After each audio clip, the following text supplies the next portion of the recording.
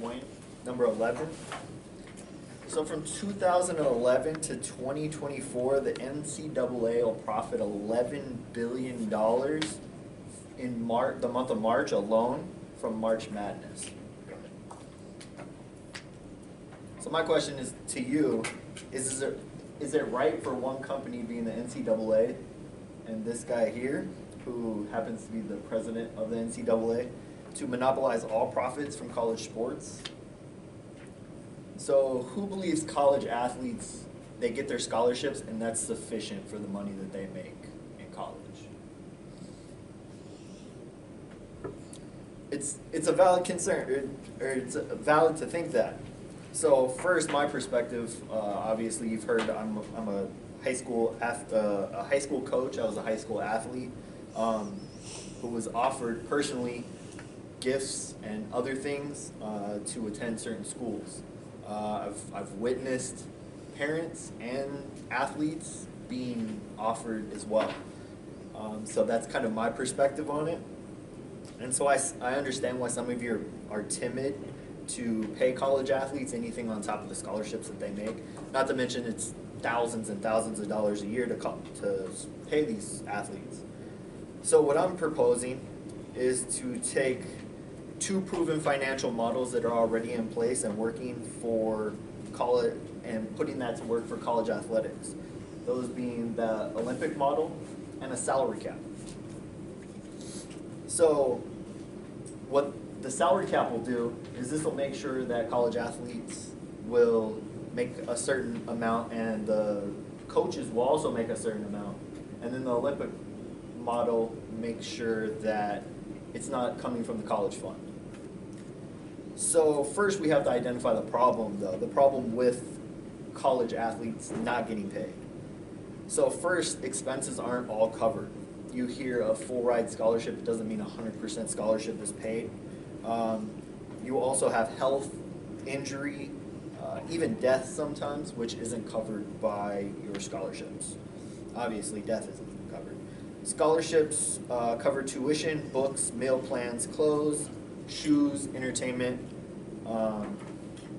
is not covered. Or I'm sorry, clothes, shoes, and entertainment are not covered under your scholarship. So a player from the UAB, he mentioned that his gap between his full ride scholarship and what he has to pay every year is about $3 grand. The problem with that is he doesn't have time, obviously, to work or to get money from family because he comes from a low-income family. So essentially a player can hit a game-winning shot in an NCAA tournament and then the next day won't be able to afford the suit or the, to go to Ellen or whoever he's going to go to talk about the game-winning shot. So NCAA is only obligated to cover about $10,000 beyond this for injuries. Now, if any, and these happen every year, if you're in athletics, and neither one of these, I can guarantee you, we're anywhere close to 100 grand, let alone 10,000. So, Frostburg State had a player named Derek Shealy. He lost his life to a concussion about 2012. So another issue with not paying college athletes, it's just wrong. It's unconstitutional, which, according to the New York Times, universities have rights as owners, kind of sounds like slavery a little bit, to receive payment from labor of athletes, including the sales of merchandise, which includes athletes' names, face, and or identification numbers. So that same player who has his face on a t-shirt or his obvious resemblance in a video game may not even be able to afford that same video game. So a U.S. district judge on this same guy, actually, you can go back, on Ed O'Bannon, he was a player for UCLA.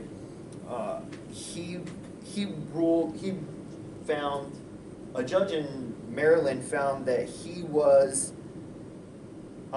in California, found that it was unconstitutional for him to be portrayed in the video game and not be paid for it. So it was considered violating U.S. antitrust laws and deemed their treatment of players was unconstitutional in several ways. And it was actually listed in the ruling that way. So now we all know that money and health and rights play a role in the college athletics issue with college athletes not getting paid. So again, what I'm proposing is a two-step system. And this goes back to the salary cap. As you can see, in 2011, almost $54 million was paid out to coaches and zero to almost 14,000 athletes. Dang. So by using this as a salary cap, it makes sure they don't get too much and they get something. And it doesn't even have to be from the same fund. I'll go into that right now. So by having a salary cap, that's what it ensures for coaches. The Olympic model, this is where these guys come into play. You don't have to worry about where the money's coming from. You don't have to worry about how many funds the college has. You let these guys worry about it. So no more figuring out where the money's coming from or anything like that. There's the other side of the argument, however, like Scott Barden, who's a friend of mine, and he writes for Arizona Central, the website. And he says that he advocates for college sports staying the way that they are. He says that athletes are already paid, meaning their scholarships are payment enough. And if you pay some, everybody else will want money too, like the golf and the sports that don't make money, like football and basketball do. So he says, where does the money come from? I think I solved that with this issue. So by a show of hands, who's with me in getting a petition signed and maybe taking it to the athletic board here at this school and going a little bit further? But at least with this idea in mind, I think it makes a lot of sense. Thanks. So maybe the NCAA will think the same way. Thank you.